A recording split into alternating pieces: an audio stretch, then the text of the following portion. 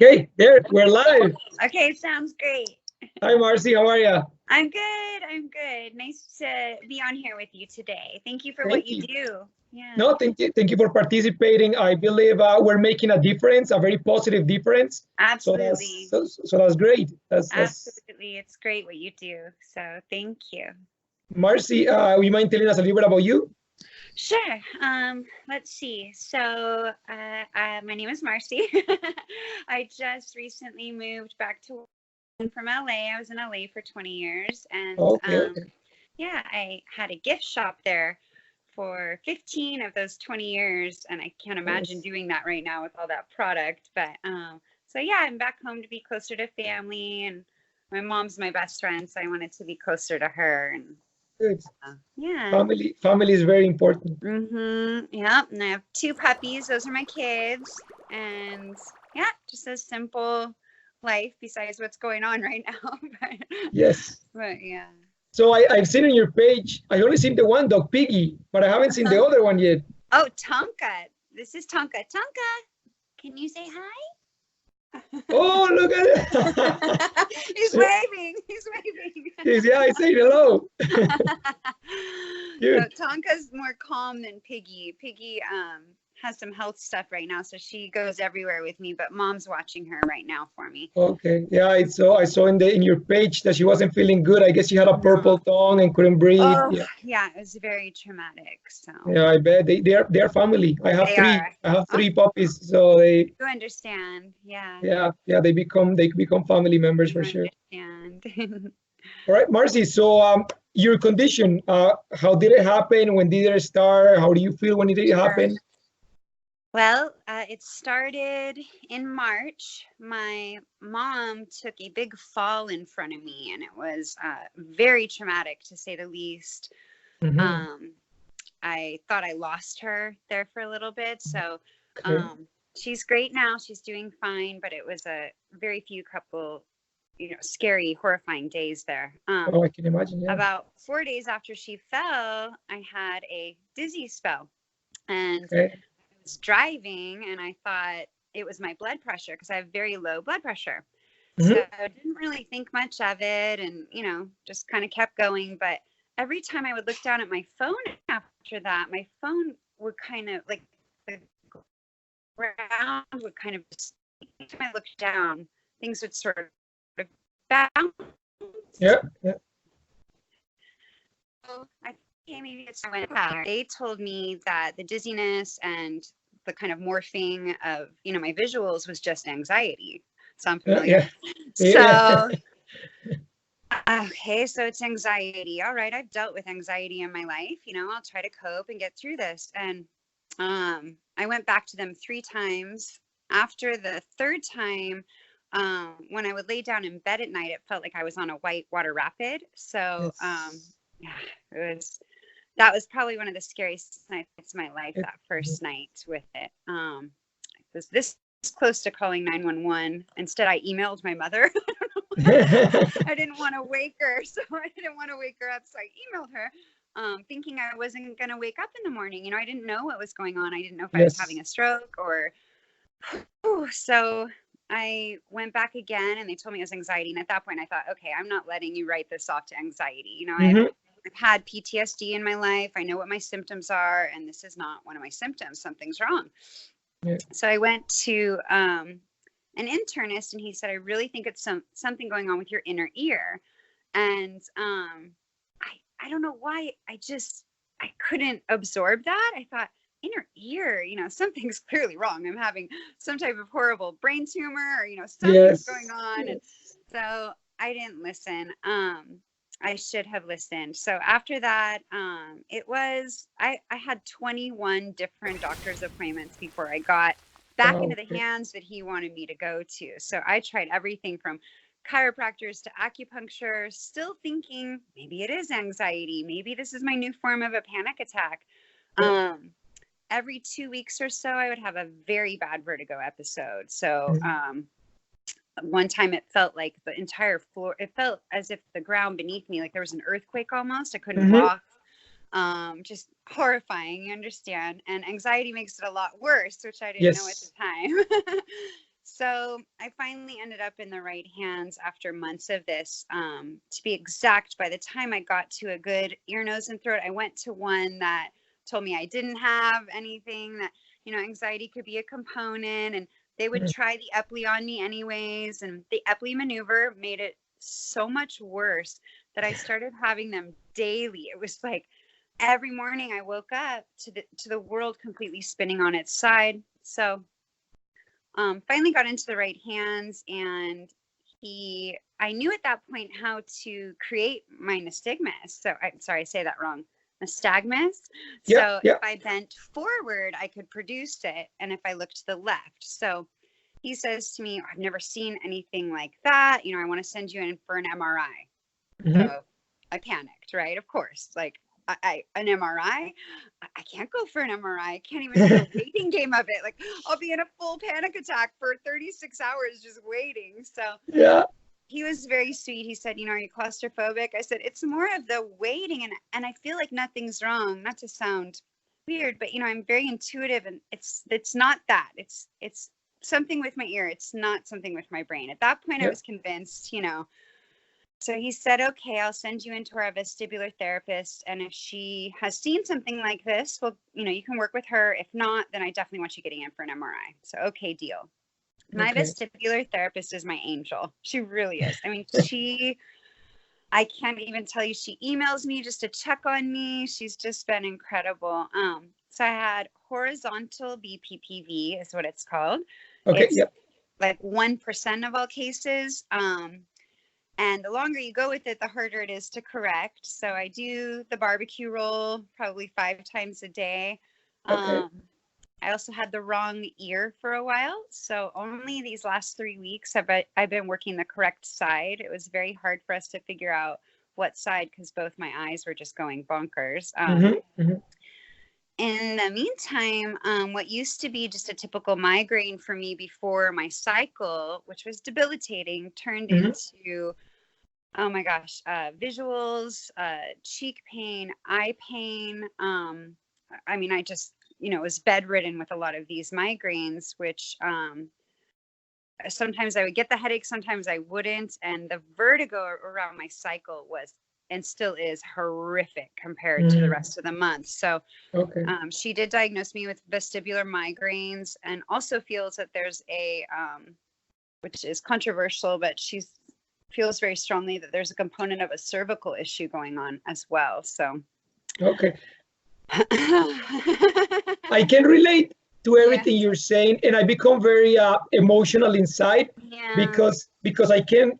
It's those first moments when this is happening to us, when you don't know what it is, when you're trying to find answers, and the medical field seems to also not know what it is. It's so overwhelming because you have all these symptoms that feel so surreal. And then you're trying to explain to a doctor, okay, this is something weird is happening to me. And they say, no, you're just anxious. It's anxiety. And you feel so frustrated because you're trying to get an actual answer. You're like, no, don't write me off as an anxious person. Like there is something real happening to me in the inside. So everything that you described, like I got cold. Like my hands got really cold because I remember being in those. Sorry you went through that too. Yeah. No, it makes it harder because I think one of the biggest tools we have is not being hard on ourselves about this. And when people write it off to just anxiety, it makes us harder on ourselves. So it's very difficult. And that's part of why I love that we're doing this together, because we can create awareness not only for the people that are suffering from it, but also for doctors. A lot of doctors that aren't familiar with the vestibular system. Absolutely. So Marci, were you still in LA when this happened to you, or you were already back home when this happened to you? Thank God I was back home. Yeah. Oh, okay, good. So you had your family support and somebody to do this. Oh, bless you, Tonka. I would say that I had a huge support system there. As far as my friendships and stuff, my best friend has flown out twice since this happened. That's been very difficult because I'm new to Washington still, so I don't have a lot of friends yet. So the only support system I have is my family, and support is a really big part It's of huge. this. It's Yes. huge, and it's so hard because I really do feel it can make it worse when people put pressure on us to be okay. Yes. Whereas when you have compassion and understanding, it almost allows you more freedom to keep going. And Yes. it, helps the anxiousness subside when people are gentle with us and nurturing. So Absolutely. And in the whole world, like compassion makes a huge difference, I because agree. a lot of times people look sick, but we might look okay, but we're sick in the inside of our minds. We're trying to fight so strong to look okay. I know. I totally understand. Yeah. So and I really do think, I think the best thing that I've heard was from my vestibular therapist, and maybe I'm sure you've heard this, but maybe it'll bring you comfort as well. And that's, she explained, so she has her PhD in just vestibular therapy, which is very difficult to find. Most of the time, there are physical therapists that work with the vestibular system, but she has her PhD just with a focus on vestibular. So she said, I'll try to explain it as best as I can, but the nerve that communicates from our ear to our brain about balance is the same nerve that communicates the fight or flight response to our brain. So she said, whether you've had anxiety before or not, which I had, she said, don't be hard on yourself, because you're basically in a constant state of fight or flight with this. And for some reason, that made me so much more compassionate with myself. Before she explained that on a scientific level, I was still really hard on myself to stay calm. How can you stay calm when you're, like on an amusement park ride and you're just sitting in bed? But yeah, I told my mom, I wish I could go back to medical school or something just to help people, because this has been such an interesting ride. Yeah. Yes. But I do believe that things happen to people for a reason, whether it's because we need to learn a lesson for ourselves, or because we need to help others. And looking at you, look like you're smiling, you're trying to share a positive message. So this happened probably to you to encourage and motivate other people, because a lot of people, and me being included in this group of people, when this first started, a lot of people feel like there is no exit, that like their life is not going to get better, and you get into a really dark space in your mind. And at one point I said, you know what, I said, I don't think I can keep going on. Like, I don't know if I can go on like this. So someone like you, that I see that you're smiling and you're sharing that positive vibe and that positive energy, I appreciate that, because it gives hope to others, I'm gonna start crying. That is definitely thanks to all of you. So before I found Veda, I was in a dark place with it. It was, I had positive affirmations running down my hallway. Just I've been living on my own for 24 years, and my biggest fear was being alone all of a sudden. Yes. I actually can't be right now. I asked for help from my family, so I'm staying with them right now, because I lived on a three-story townhome. So navigating those stairs, and no, it really was finding you guys, finding that I wasn't alone, and I remember at times I would feel afraid after finding the Veda page. I would send love to somebody going through it as well. So that would help. It makes a big difference. It makes a big difference for sure. It really does. Thank you for saying that. Yeah. And no, thank you, because we're trying to deliver a positive message and help people that are going through it. So thank you. And I know what you mean. I used to be very independent as well, and then all of a sudden, when this hit me, I always felt like I needed to be surrounded by a loved one, because I couldn't be left alone. Yeah. So I know what you're saying. I can't even, it's like, okay, I'll try for an hour. Okay, now I'll try for an hour and a half. It's like baby steps. Baby steps, yes. It can just crush you, So. Marci, how about treatment-wise? Have they sent any medicine to you, or did they recommend anything that you started doing that changed? And this will be an interesting perspective. So I was, my primary did recommend that I go on, I think it was meclizine, and then he also prescribed me an anti-anxiety medication. However, I'm not against that at all, but I'm a recovering addict. So I'm 21 years clean. Oh, And congratulations. so I can't take medication. What happens is when my mind is altered somehow, it makes me feel like I'm back in that state. So it would make my panic even worse. Yes. So I actually have been working through, oh my God, I'd say 20 different natural anti-anxiety medications. And I finally found something that is incredible. And it's ashwagandha and rhodolia. And there's a specific one that I can, it's called Daily Stress I'll find the bottle, and it's like a B vitamin, and it keeps me much more even keel. It's an adaptogen, so it naturally allows your body to adapt to stress. And without it, I don't think I'd be in the place I'm in right now, because I was in panic attacks daily for a while, daily. So, that's great. The medications. The treatment is log roll right now for me on that right side.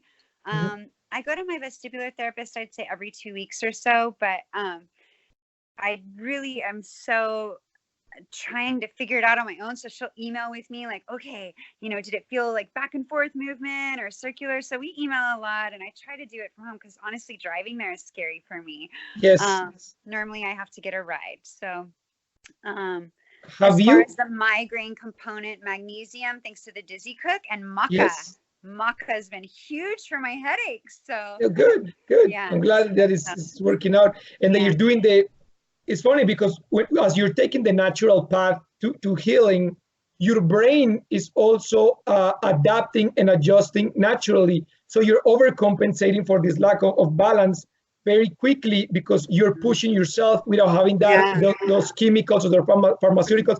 Again, I'm not against medicine either, but sometimes medicine can put like a little bit of a block on your brain passing that step. Yeah.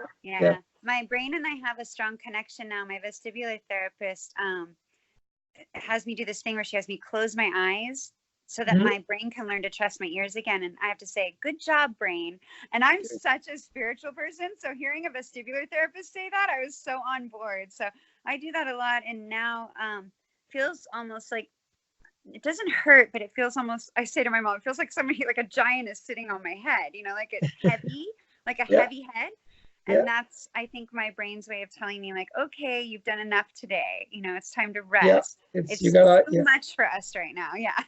Too much for the eyes, too much for the brain. So. And you become very in tune with your body, because because this condition has so many symptoms that aren't just the ears, like the visual disturbances, the neck tightness, then you get the headaches, the lack of balance. So it's so many different things, and the blockage in the thoughts. It's hard to think sometimes, like to focus. Because it's constant. It's constant. The only time I'm not feeling it is when I'm highly distracted by something else. And then the moment I'm not distracted, it's there again. It's just 24 hours a day, 7 days a week. So, Marci, do you believe that both of your puppies have helped you stay busy, stay active, stay positive? Or because the reason why I say it is because the 3 puppies that I have, at the beginning, when I got this, I felt very detached, like disconnected from them, which was weird, because I've loved them. Like they were my everything. Completely. So, I didn't feel like I was the best mom I could be to them for a little bit. Especially Tonka. Such a baby laying next to you and cuddling. Suffering. So it was like so much for me. My symptoms, I think you'll find this interesting with the anxiety component. So I actually had a bit of, I would call a recovery period for about 3 weeks. Okay.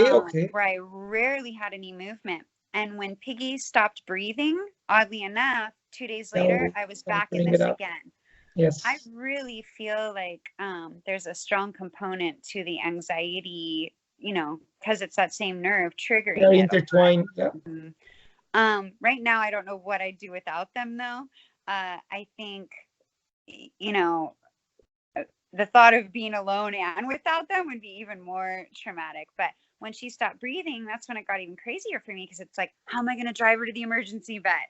How am I going to help her breathe and drive? So it was like just this constant state of panic. So being with my family right now has helped calm that down. But, it's understandable that we feel detached, because we're coping, every second of every minute of every hour. And so to be able to offer 100% of our best selves isn't a possibility at all times. And you seem like you have a really good heart, so I'm sure that's difficult for you too, to not be your, but we are being our best self. And that's what we have to remember. In those conditions, we are giving the best we can. So, and they're animals and they're unconditionally loving, so they can teach us a lot too. That's true. Right? They're like, I still love you, Dad. It's cool. Yeah. It's true. Even when I'm being grumpy and stuff, they come to me and they still give me a little kiss, and then they walk away. Yeah. Marci, so first of all, let me tell you, you are years light compared to many other people, which I hope they get better soon. But you're 5 months in, and you're already, look at you, like you're talking, you're encouraging others, you're being active. So that gives me hope that you're healing really quickly, and that other people can probably heal very quickly as well. So that's great, because it gives me hope that this is not going to become like a death sentence. No, it's going to become a learning lesson, like a stepping stone. Because looking at you and how happy you are, and the fact that you already want to help other people, that's huge. That makes such an Thank you. Like I said, it's all, a cycle, because if I hadn't found that page, I don't think I would be in this position now. So, and it is daily a struggle. Mornings are the hardest for me. I'm a different person in the morning. If we were doing this in the morning, you wouldn't feel that way. I mean, it's like survival mode after I've been laying down, it's trying to take a step is difficult. But I would say that, going back to what you said about everything happens for a reason, I think that that's going to be my biggest step forward with this, is once I figure out exactly what that is on a personal level. So I do think it's all connected, and that we do have these life events where we have the opportunity to either let it crush us, or to let it allow us to become stronger. And pen to paper, hopefully soon I'll be able to figure out what this is trying to also teach me on a personal level. So I do think that. Marci, would you mind also maybe sending me later a message with those natural supplements that you're taking? Absolutely. And I'll upload them. Obviously, we're not doctors, we can't recommend anything to anybody. Yes. But we'll just put them there in case that somebody wants to try it on their own. If he wants to help, it can help them out. Anything to help. Yeah, I would love to. So that's, now that you understand what. Oh, and by the way, I'm really happy that your doctors were able to help you and diagnose you kind of quickly, because some people go 2, 3, 4 years without a diagnosis. So that's great that your doctors were. That breaks my heart. I mean, sometimes I read these stories and I just think, 7 years, without being able to get help. Yeah, even the video I watched on an interview you did the other day with 13 months of this, and just what she goes through, it just, I think one of the best things we can do is send love to somebody else going through it at times when we're suffering, because it's, I can't imagine. I know. Marci, what does the future hold for you now? What do you think your future plans are? What are you going to be focusing on? My future plans are to keep taking this one day to the next. When my mind becomes fearful and gets too far ahead of me, to learn mindfulness through the experience I'm going through right now, to continue to help others and be inspired by others, to continue to become more compassionate because of the compassion that I require right now, to be gentle with myself. And what I'm learning right now is to ask for help. And that's been my hardest lesson, is as stubborn and independent as I am, it took me 5.5 months to say, I need help. I need to come and stay with you guys. And I don't want to do this on my own anymore. So knowing that there's strength in that. What my future dream would hold would really to continue to research and to really get involved with helping other people in the future who go through the same thing. If I won the lottery today, I told my mom I would put myself back through school and just focus on the vestibular system. I mean, that's how profound this has been, you know? So, yeah, and just to enjoy little things. This has made me so much more aware. I mean, I've always been a happy person, but it's like you can live life so much more simple when you experience something like this, because you appreciate the smallest of things, right? Yes. Like it doesn't take a lot to bring you joy. It takes maybe a minute of not feeling like the earth is shaking, or, you know, your puppy doing something cute is so much more noticeable. It's just, yeah. So just finding joy. Well, Marci, and that sounds great. And you know what? I believe that maybe that's the reason why this happened to you, because maybe you're going to become Dr. Marci in the future, and you're going to be helping us out. I changed my career a lot. That could happen. That could, yeah, maybe it is. Maybe I love learning. I love going back to school. Let's do it. I'll go buy a lotto ticket. Yeah. Marci, if before we conclude our interview, if you had to give a word of advice to people that are suffering from any chronic illness, not just vestibular system illness conditions, but any chronic illness, what will you tell them? Wow, the first thing that came to mind when you asked that, so I'm going to go with that, is every morning when you wake up, look in the mirror, tell yourself how proud you are of yourself, how much you love yourself, and be grateful that you woke up to face the day. So we do have struggle, but we also woke up to face the day. That would be my advice. Yes, thank you. Very nice. I really appreciate it. All right, Marci. Well, we'll keep in touch. You're awesome. We have to keep in touch. Okay. We will. I really appreciate it. Say goodbye to your puppies for me. Okay. Okay, I will. Thank you. All right. Talk soon. Bye-bye. You too. Bye-bye. Hey guys, thanks for watching. If you like this video, remember to like and subscribe. Share the video as well with your friends. And remember to follow us on Instagram at Find Your Choppiness. Take care, guys.